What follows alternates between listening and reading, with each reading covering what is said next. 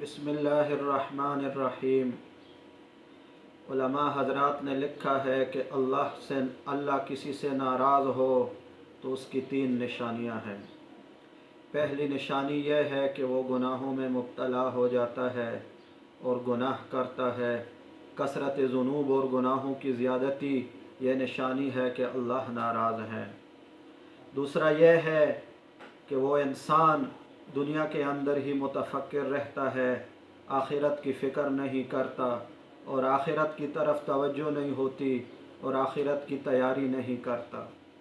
تیسرا یہ ہے جس شخص سے اللہ ناراض ہو وہ نیک لوگوں کی صحبت اختیار نہیں کرتا، گناہوں کی وجہ سے اس کے دل کے اوپر ایسے زنگ لگ جاتے ہیں، دل ایسا زنگ آلود ہو جاتا ہے کہ وہ اللہ جل جلالہ کے تعلق کا نام ہی نہیں لیتا، اللہ کے محبت کو اور اللہ کے محبوب کی محبت کو وہ توجہ ہی نہیں دیتا، وہ دینی طریقوں سے بھاگتا جاتا ہے، قرآن سے، ذکر سے، عبادت سے، تلاوت سے، صحبت اولیاء سے، نیک حضرات کی صحبت سے وہ قریب نہیں ہوتا، بھاگا جا رہا ہوتا ہے۔